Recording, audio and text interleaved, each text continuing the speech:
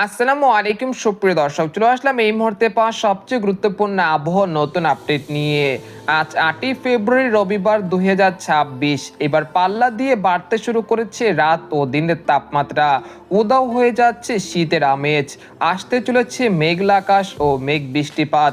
এছাড়া আজ 8ই ফেব্রুয়ারি রবিবার এবং আগামীকাল 9 ফেব্রুয়ারি সোমবার কেমন থাকতে চলেছে আগামী 24 থেকে 48 ঘন্টার আবহাওয়া।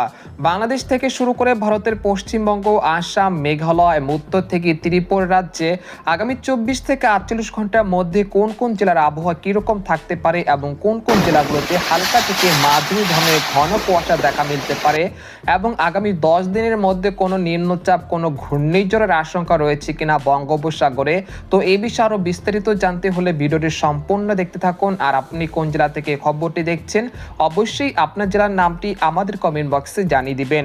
আর সবার আগে সবার প্রথম সঠিক আবহাওয়ার খবর জানতে আমাদের চ্যানেলটিকে সাবস্ক্রাইব করে রাখুন। এবার জেনে নেওয়া যাক এক নজরে। বন্ধুরা, এই পর্যায়ে আমরা সরাসরি উপগ্রহ চিত্রে চলে আসলাম। তো এখান থেকে আপনারা দেখতে পাচ্ছেন যে এই মুহূর্তে সারা বাংলাদেশের আবহাওয়া পরিস্থিতি স্বাভাবিক রয়েছে এবং দেশের 8 বিভাগের 64 জেলার আকাশ একেবারেই ফকফকে পরিষ্কার রয়েছে এবং উত্তর পশ্চিম অঞ্চল থেকে শীতল হাওয়া সচল থাকায় রংপুর, রাজশাহী, সিলেট এবং খুলনা বিভাগের অধিকাংশ জেলাতে রাত্রিকালীন যে শীতের তীব্রতা রয়েছে সেটা অধিকাংশ জেলাতে বৃদ্ধি পেয়েছে। এছাড়া গোটা পশ্চিমবঙ্গের কলকাতা, খড়গপুর, পূর্ব ও পশ্চিম মেদিনীপুর, উত্তর ও দক্ষিণ 24 পরগনা, মুর্শিদাবাদ, কৃষ্ণনগর, ঝাড়খণ্ড, বর্ধমান এসব জেলাগুলোতেও শীতের তীব্রতা বেশ হারে বৃদ্ধি পাচ্ছে আগামী 24 ঘন্টার মধ্যেই। এছাড়া পরবর্তী 72 ঘন্টার মধ্যে সারা বাংলাদেশ এবং পশ্চিমবঙ্গের বেশ কয়েকটি জেলার তাপমাত্রা অনেক হারে বৃদ্ধি পেতে পারে। এর ফলে রাত্রিকালীন যে শীতের তীব্রতা রয়েছে সেটা উধাও হয়ে যেতে পারে। একই সঙ্গে দিনের তাপমাত্রা 1 থেকে 2 ডিগ্রি সেলসিয়াস পর্যন্ত বেড়ে যেতে পারে। এর ফলে কোথাও কোথাও তাপমাত্রা অর্থাৎ সর্বোচ্চ তাপমাত্রা রেকর্ডকৃত হতে পারে 32 ডিগ্রি সেলসিয়াসের কাছাকাছি। অর্থাৎ বলা যাচ্ছে যে একটি গ্রীষ্মকালের দিকে কিন্তু আমরা চলে যাচ্ছি শীতকাল পেরিয়ে। এছাড়া এই মুহূর্তে বঙ্গোপসাগর স্বাভাবিক রয়েছে এবং ভারতের উত্তর পশ্চিম অঞ্চলও সেরকম পশ্চিমী ঝঞ্ঝাট দেখা মিলছে না। অর্থাৎ বলা যাচ্ছে যে আগামী 5 দিনে সারা বাংলাদেশ এবং পশ্চিমবঙ্গের কোথাও বৃষ্টিপাতের সম্ভাবনা অনেকটাই কম। তো এই পর্যায়ে আপনাদেরকে ইউরোপিয়ান যে মেঘমালার আপডেটটি রয়েছে সেখান থেকে 8ই ফেব্রুয়ারি রবিবার ভোর 5টার দিকে নিয়ে আসলাম। তো এখান থেকে দেখতে পাচ্ছেন যে সকালের দিকে রংপুর, ময়মনসিংহ, রাজশাহী, ঢাকা, খুলনা, বরিশাল, চট্টগ্রাম ভারতের পশ্চিমবঙ্গের সবকটি জেলার আকাশ অনেকটা পরিষ্কার থাকতে পারে। সকাল থেকে রোদের উপস্থিতি দেখা যেতে পারে। তবে সিলেট, জৈন্তাপুর, কানাইঘাট, সুনামগঞ্জ, নেত্রকোনা এই অঞ্চলে কোথাও কোথাও হালকা থেকে মাঝারি ধরনের ঘন কুয়াশা দেখা মিলতে পারে। তারপর আমরা সকাল 10টা বা 8টার দিকে চলে আসলাম। আসার পর দেখতে পাচ্ছি যে এখানে দেশের 8 বিভাগের 64 জেলার আকাশ অনেকটা পরিষ্কার থাকতে পারে, রোদ ঝল্ল আকাশ থাকতে পারে এবং পশ্চিমবঙ্গ থেকে উত্তরবঙ্গের সবকটি জেলার আকাশ অনেকটাই পরিষ্কার থাকার সম্ভাবনা রয়েছে। তারপর বেলা 11টার দিকে চলে আসলাম। আমরা দেখতে পাচ্ছি যে সকাল থেকে বেলা 11টা পর্যন্ত দেশের আকাশ অনেকটা পরিষ্কার থাকতে পারে। তারপর বিকেল 3টা থেকে সন্ধ্যা পর্যন্ত দেশের আকাশ অনেকটা পরিষ্কার থাকার সম্ভাবনা রয়েছে। তারপর সন্ধ্যা 6টা থেকে রাত 12টা পর্যন্ত দেশের আকাশ অনেকটা পরিষ্কার থাকতে পারে। পরের দিন অর্থাৎ 9 ফেব্রুয়ারি সোমবার ভোর 5টার দিকে চলে আসলাম। আসার পর এখানে দেখতে পাচ্ছেন যে রাজশাহী, ঢাকা, খুলনা, বরিশাল, চট্টগ্রাম ভারতের পশ্চিমবঙ্গের সবকটি জেলার আকাশ অনেকটা পরিষ্কার থাকতে পারে 9 ফেব্রুয়ারি সোমবার ভোর 5টার দিকে। তাছাড়া ময়মনসিংহ, সিলেট এবং রংপুর বিভাগের 2-1 স্থানের আকাশ কিছুটা হালকা থেকে মাঝারি ধরনের ঘন কুয়াশা ঢাকা থাকতে পারে।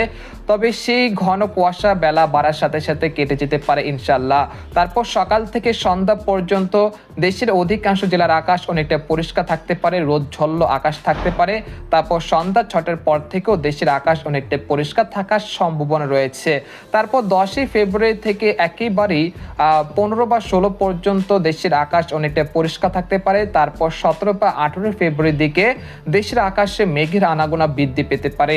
তার পরবর্তীতে অর্থাৎ 20 তারিখের পর থেকে দেশের বিভিন্ন অঞ্চলে হালকা থেকে মাঝারি ধরনের বৃষ্টিপাতের একটা সম্ভাবনা রয়েছে একটি পশ্চিমী ঝঞ্ঝাকে কেন্দ্র করে। তবে সে বিষয়ে আপনাদেরকে পরবর্তী আপডেটে জানানো হবে। তো এই পর্যায়ে আপনাদেরকে আরেকটি মডেলের পূর্বাভাস দেখানোর চেষ্টা করছি। ইউরোপিয়ান যে মেঘমালার আপডেটটি রয়েছে সেখান থেকে আমরা দেখতে পাচ্ছি যে দেশের তাপমাত্রা কত ডিগ্রি থাকতে পারে।